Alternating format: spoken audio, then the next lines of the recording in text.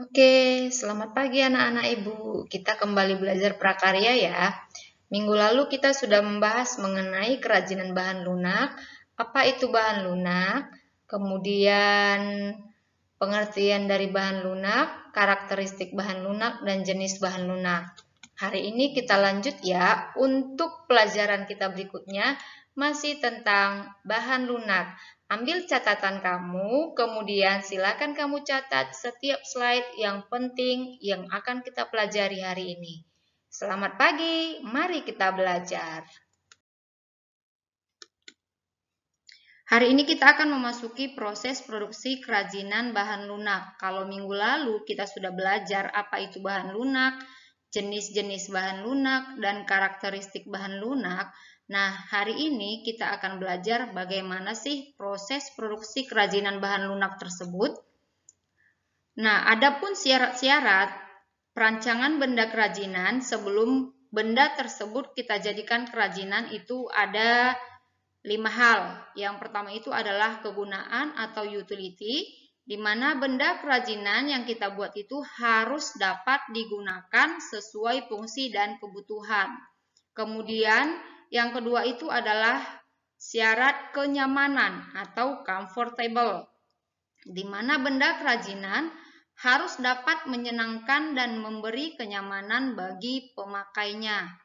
Yang ketiga itu adalah keluasan atau flexibility, di mana benda kerajinan yang kita buat itu harus memiliki keserasian antara bentuk dan wujud benda dengan nilai gunanya.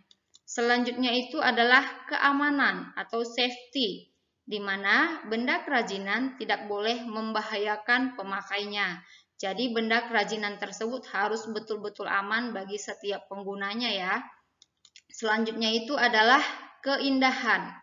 Benda kerajinan yang kita buat itu harus mempunyai daya tarik lebih dibandingkan dengan benda kerajinan lainnya. Jadi berbeda ya antara benda pakai dan benda hias. Untuk di bab selanjutnya kita akan belajar mengenai perbedaan benda pakai dan benda hias. Setelah mengetahui syarat rancangan pembuatan benda kerajinan, selanjutnya itu adalah proses perancangan karya kerajinan. Ada hal-hal yang harus diperhatikan, yaitu menentukan bahan kerajinan yang akan dibuat. Jadi sebelum kita membuat kerajinan, kita harus tahu dulu kerajinan apa yang akan kita buat.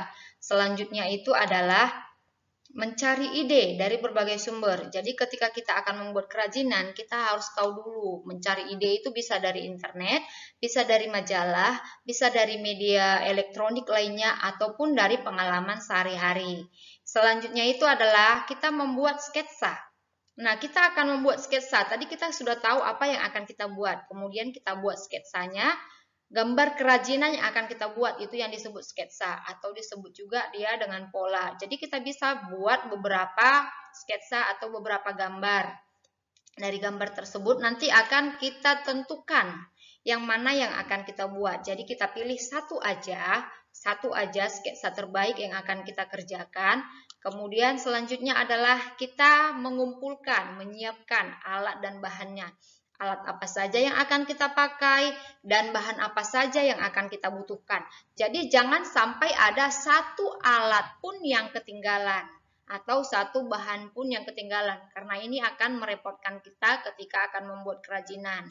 Setelah alat dan bahan tersedia, selanjutnya adalah kita melakukan kegiatan inti atau proses pengerjaan. Kita akan membuat ini sesuai dengan gambar sketsa yang sudah kita buat sampai pada tahap finishing atau penyelesaian. Setelah itu adalah kita akan melakukan evaluasi atau uji coba produk. Jadi produk kerajinan yang sudah siap tadi, maka itu akan kita evaluasi apakah masih ada yang kurang atau sudah tepat. Jadi kalau misalnya ada yang kurang, kita bisa revisi kembali. Kalau misalnya sudah klop, maka kita tidak perlu merevisi. Itulah dia untuk proses perancangan karya kerajinan. Oke, selanjutnya kita akan membahas bagaimana sih proses produksi kerajinan bahan lunak alam. Kita akan bahas satu persatu dimulai dari kerajinan keramik. Keramik itu berasal dari kata keramos yaitu bahasa Yunani yang artinya benda pecah belah yang terbentuk dari tanah liat yang mengalami proses pembakaran. Jadi sudah jelas ya, bahwasanya keramik itu bahan dasarnya adalah tanah liat. Nah, untuk membentuk tanah liat ini menjadi keramik, ada beberapa teknik, ada beberapa cara yang dikenal juga dengan proses pembuatan kerajinan keramik. Yang pertama itu adalah teknik pijit tekan. Jadi kalau dikatakan pijit, berarti ada juga penekanan. Nah, ini dilakukan dengan menggunakan jari-jari. Jadi di sini yang berperan itu adalah jari-jari, makanya dia disebut teknik pijit tekan. Yang kedua itu adalah teknik pilin. Teknik pilin ini di mana tanah liat dipilin dengan tangan kita sampai berbentuk pilinan atau menyerupai cacing. Kemudian teknik lempengan atau teknik slab. Ini tanah liat dilempengkan sampai berbentuk silinder atau persegi, kemudian dibentuk menjadi bahan atau bentuk yang kita inginkan. Yang selanjutnya adalah teknik cetak atau teknik cetak ini berarti dia menggunakan cetakan. Nah, teknik cetak ini ada dua cara. Yang pertama dengan dipres, yang kedua dengan dicor. Kalau dia dicor berarti dia masih menggunakan bahan tambahan lainnya. Kemudian itu yang terakhir adalah teknik putar. Nah, teknik putar ini selain dia menggunakan tangan, maka dia juga menggunakan alat putar di kaki kita atau itu biasa disebut dengan kick wheel. Jadi ini adalah 5 teknik pembuatan kerajinan keramik. Selanjutnya itu adalah kerajinan kulit. Kerajinan kulit ini berasal dari kulit hewan. Apakah itu kulit sapi, kulit kambing, kerbau, buaya, yang bisa dijadikan menjadi kerajinan seperti dompet, topi, jaket, sepatu, dan lain sebagainya. Untuk proses pembuatan kerajinan kulit ini sendiri ada 3 cara yang secara umum ya, sebenarnya di luar ini masih banyak. Ada dia dicuci, kemudian dijemur, setelah itu diberi warna dasar, kemudian ditata dengan pahat mengikuti pola, kemudian kulit diwarnai sesuai dengan kebutuhan. Selanjutnya adalah kerajinan adonan tepung atau floor clay. Atau dalam bahasa sehari-hari biasanya kita kenal ini dengan play-doh.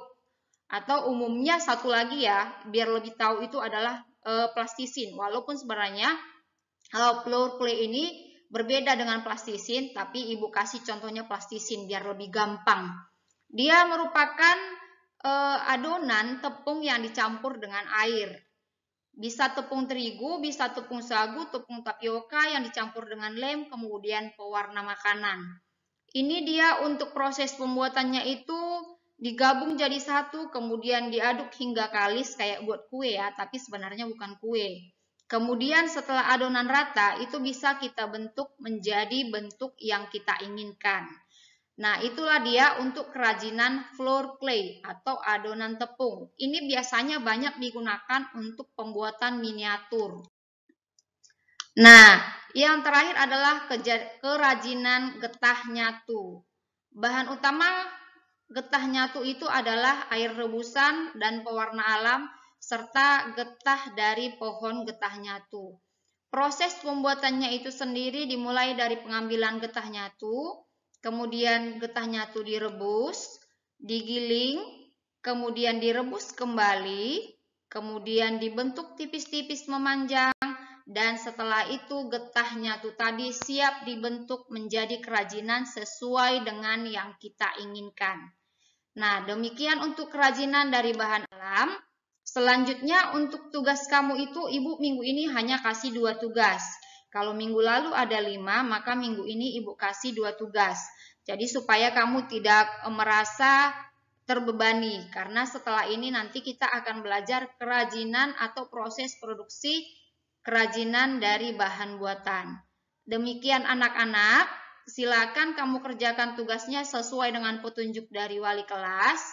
Kemudian kalau ada yang kurang mengerti atau masih mau ditanya, silakan kamu langsung hubungi ibu. Terima kasih, salam sehat, tetap semangat.